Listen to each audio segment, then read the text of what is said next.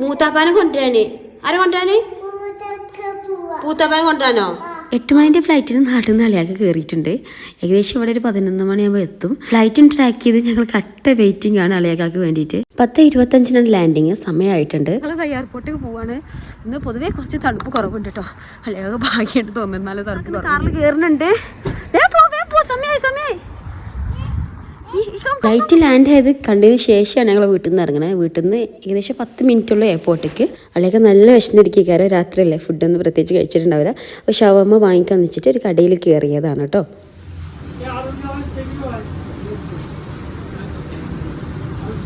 ഷവർമ്മ make ചെയ്യുന്ന സമയം കൊണ്ട് അവിടുത്തെ ഒരാളെ കമ്പനി അടിച്ച് യാമിമോൾ ഫ്രഞ്ച് ഫ്രൈസ് ഒക്കെ ഒപ്പിച്ചിട്ടുണ്ട്. ഷവർമ്മയും വാങ്ങി നേരെ എയർപോർട്ടിലേക്ക് വെച്ച് പിടിച്ചു. പവർ എടുക്കാന്ന് പെട്ടിയിട്ടുള്ള അളിയാക്കാൻ കൊണ്ടുവരല്ലോ. പെരക്കാരൊക്കെ കാണിട്ട് അളിയാക്ക ഇവിടെ നാട്ടിലെത്തിയത്. നമ്മളിതാ എയർപോർട്ടിലെത്തിട്ടോ. നല്ല തണുത്ത് വരച്ചിരിക്കാറ്. അപ്പോൾ നല്ലൊരു ചൂട് കോഫി വാങ്ങിച്ചുകൊണ്ട് ഞങ്ങളിതാ എയർപോർട്ടിലെത്തിയിട്ടുണ്ട്. അങ്ങനെ എയർപോർട്ടിലെത്തിയിട്ടുണ്ട്. ഞാൻ നല്ല എക്സൈറ്റഡ് ആണ് കേട്ടോ. യമ്മിമോള് ഉറങ്ങിയിട്ടുണ്ട്. വിളിച്ചിട്ടൊന്നും നീക്കണില്ല. നല്ല ഉറക്കമാണ്. പുറത്ത് നല്ല തണുപ്പുണ്ട്. ഇവിടെ ഇറങ്ങൽ റിസ്ക്കിയാണ്.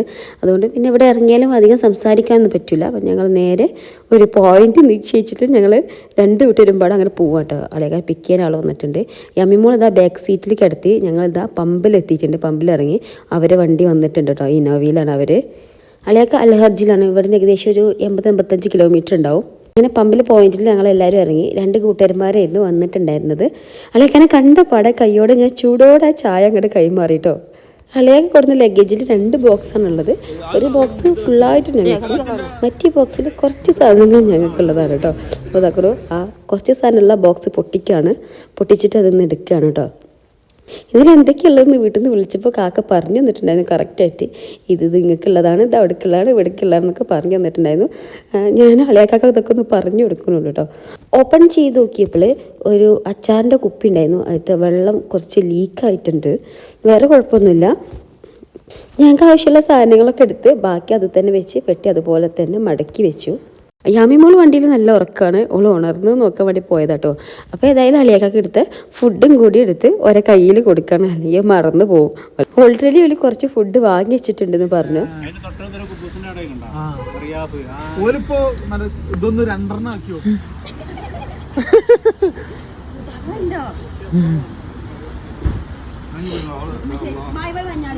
ബൈ പറഞ്ഞാല്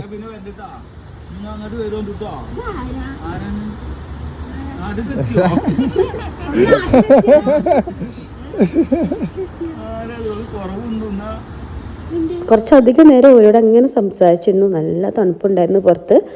ഓർക്ക് കുറച്ചധികം ദൂരം പോവാനുണ്ട്. അതുകൊണ്ട് തന്നെ ഓല് പുറപ്പെട്ടു. യമ്മിമോൾ ടാറ്റ കൊടുത്ത് അളിയാക്കാനെ യാത്രയാക്കി. ഓളിങ്ങനെ നോക്കി നിൽക്കണ്ടായിരുന്നു. ഇൻഷാല്ലാ ഫ്രീ ആകുമ്പോൾ ഞങ്ങൾ വരണ്ടെന്ന് പറഞ്ഞിട്ട് അവരങ്ങനെ പോയി. ഞങ്ങളിതാ തിരിച്ച് വീട്ടിൽ പോരുകയാണ്. അളിയാക്കാനെ കാണാൻ വേണ്ടി ഉണർന്നതാ തോന്നുന്നുണ്ട് യാമിമോൾ. അത് കഴിഞ്ഞേക്ക് 30 വീണ്ടും കിടന്നു തുടങ്ങി. നല്ല സുഖമായിട്ട് ഉറങ്ങി. അങ്ങനെ ഞങ്ങൾ ഇതാക്കണം വീട്ടിലെത്തിയിട്ടുണ്ട്. എന്തെടുക്കണേ? അളിയൻ്റെ പെട്ടിയാ?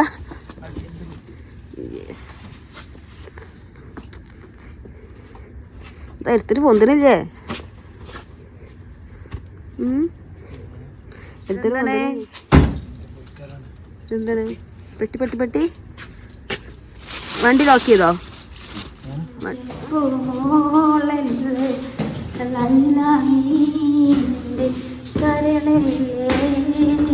യാമിമോൾ ഇതാ നല്ല ഉറക്കാണ്. നേരെ ബെഡിൽ കൊണ്ടുപോയി കിടത്തി. ഞങ്ങളൊക്കെ എല്ലാ പരിപാടി അൺബോക്സ് ചെയ്യാൻ വേണ്ടി റെഡിയായി അക്ഷമനായി കാത്ത് നിൽക്കണ മൂപ്പരെയാണ് നിങ്ങൾ കാണുന്നത്. കുറച്ച് പെപ്സി കുടിച്ച് എനർജിയൊക്കെ കൂട്ടിക്കോളെന്ന് പറഞ്ഞ് ഞാനിതാ ബോക്സ് പൊന്തിച്ചെടുത്തുകൊണ്ട് വരുന്നുണ്ട്.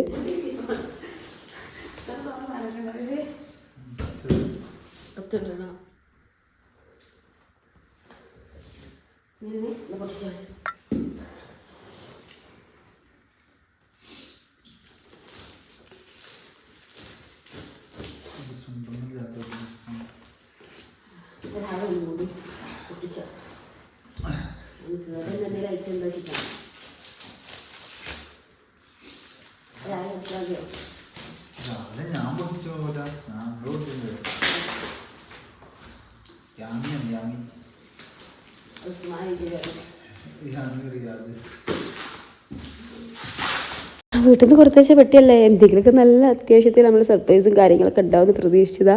നീ കണ്ടാണ് ഒരുപാട് എക്സൈറ്റ്മെൻറ്റിൽ ഒരുപാട് സന്തോഷത്തോടെ കിട്ടിയതാ ഈ പെട്ടിയൊക്കെ ഒന്ന് ഓപ്പൺ ചെയ്യാണ്. ഞങ്ങൾ അതിനിടയിൽ കുടുംബവിശേഷങ്ങളും കാര്യങ്ങളും നാട്ടുവിശേഷങ്ങളൊക്കെ പറയുന്നുണ്ട് കേട്ടോ. അതാണെങ്കിൽ പൊട്ടിച്ചിട്ട് കിട്ടണില്ല എന്ന് പറഞ്ഞ പോലെയാണ്.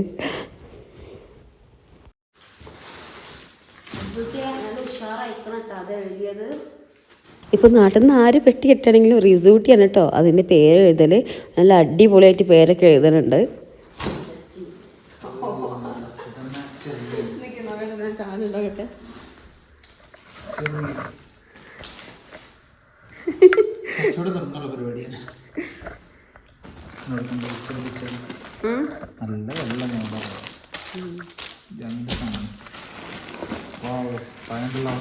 എന്താ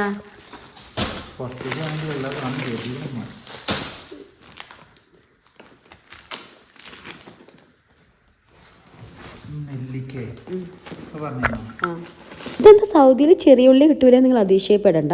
എനിക്ക് എപ്പോഴും ഇവിടെ കുഞ്ഞു കുഞ്ഞു ഉള്ളിയാണ് കിട്ടല്. അപ്പോൾ കുറച്ച് വലിപ്പമുള്ള ഉള്ളി കിട്ടുകയാണെങ്കിൽ കൊടുത്തേക്കൊണ്ട് ഇമ്മാന്ന് പറഞ്ഞതായിരുന്നു.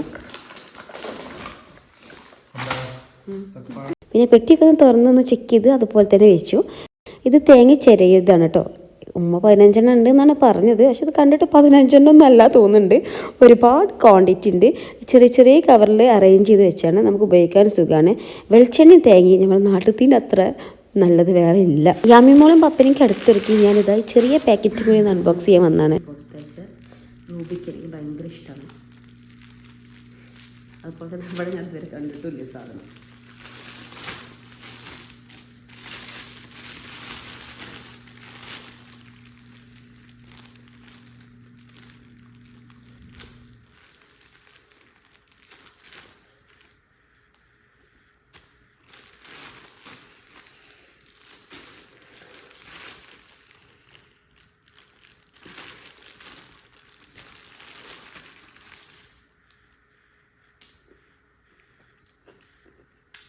അടിപൊളി.